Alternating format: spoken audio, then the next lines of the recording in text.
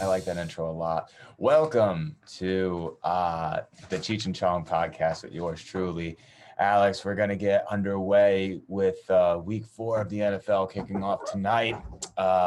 Should be an intriguing one, right? You got two 0-3 teams going at it, clashing head to head for a very exciting game tonight. And it's one of the ones that is going to require a lot of patience, if you want to just say that, right? There's a lot of stats that I was looking up regarding this game, and some of them are kind of shocking, to be completely honest with you. We'll start with the Jets. A lot of things going wrong with this team. First of all, their coach, who is Adam Gase, right? When the Jets made this hire, I wonder how much acid they were on, to be completely frank with you, because I don't see how this guy still has a job. Him, Dan Quinn, there's a couple more out there that I just I don't get it at all. But Adam Gase, look at how much of a mastermind this coach is through 3 games so far this season. Okay. Look at how great this coach is. He has 202, or I'm sorry, let's redo that.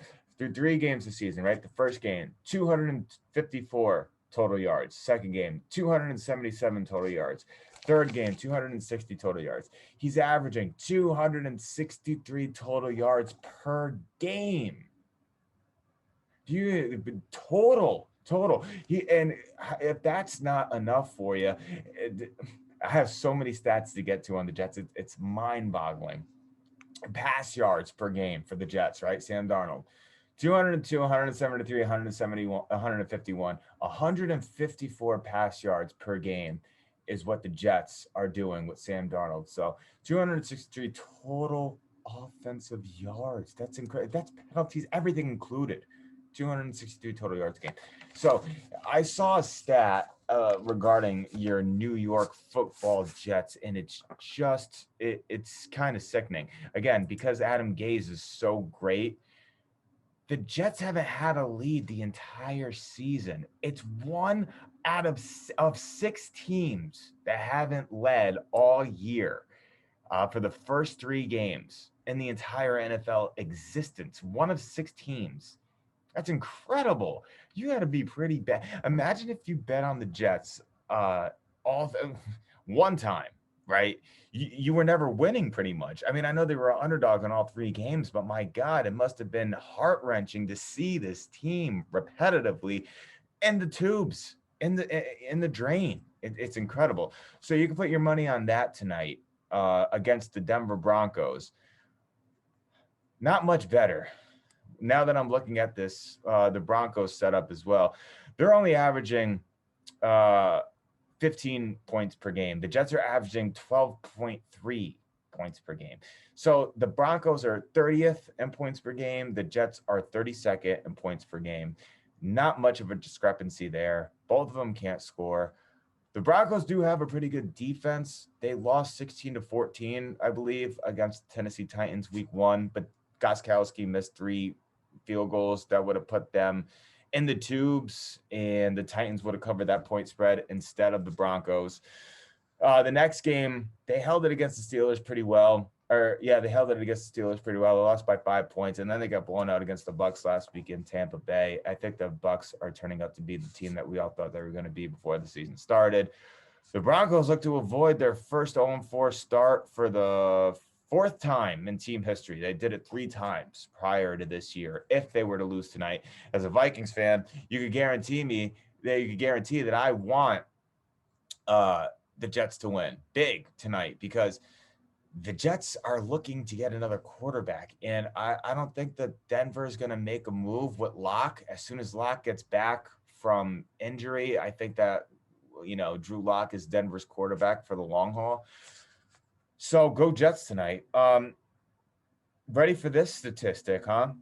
Since 2019, both teams are 0-13 in the month of September. So dating back, it's only a year timetable, but still, how is this possible? You're 0-13. Both you guys are 0-13 in the month of September. So hopefully, unless we just get an absolute shit show of a game tonight, we're going to see this streak get broken. Who you want to put your money on is up to you. I'm not telling you to do either one. I'd stay completely away from this game. I just see no value in either team, to be honest with you.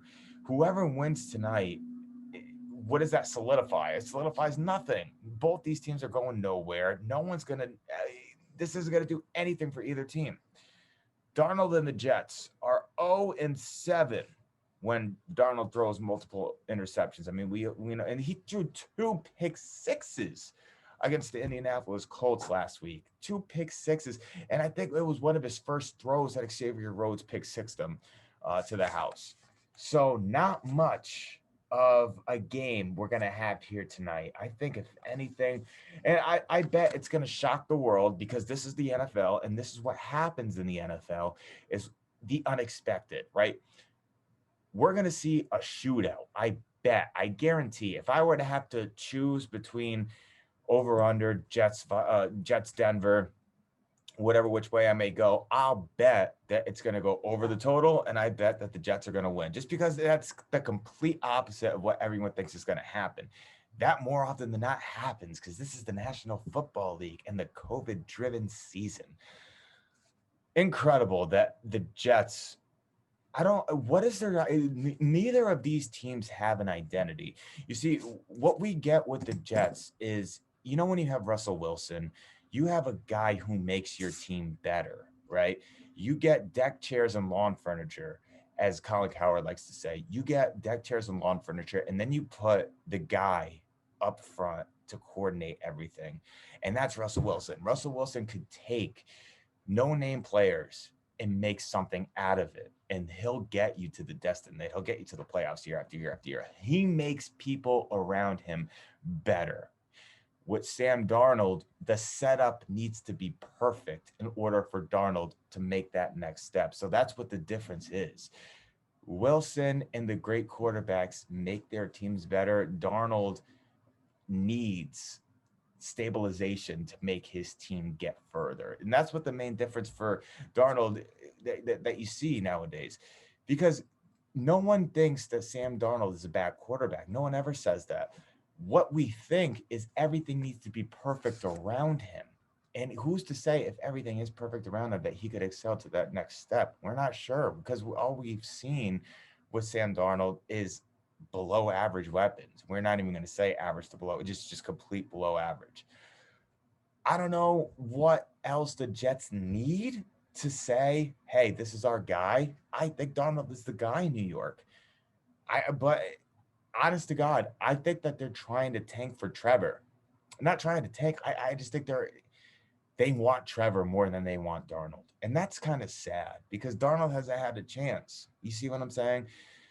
As far as the Denver Broncos go, look, if they go 0-4, it'll be the fourth time in their team history that they went 0-4. Jeff Driscoll's no one.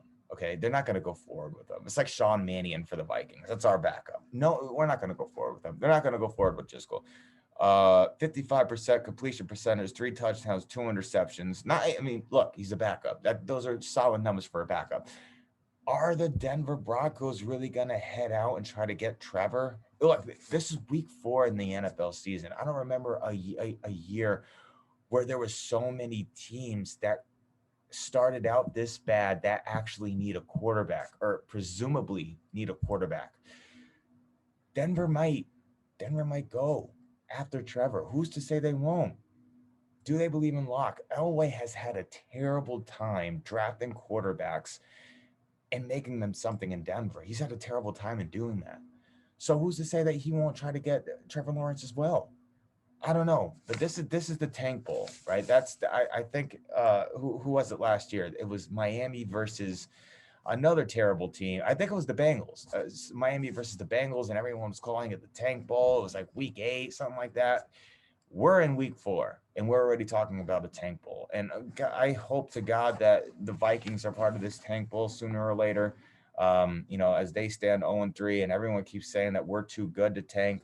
Who knows? But Denver Broncos at the New York Jets. Give me the Jets tonight. All right. Give me the Jets and give me the over. I'm going to say the New York Football Jets come out with the victory, 27-13. Sam Darnold will throw for 2 touchdown passes, no interceptions, and he'll finally cut the 300-yard mark for passing tonight. That's my prediction.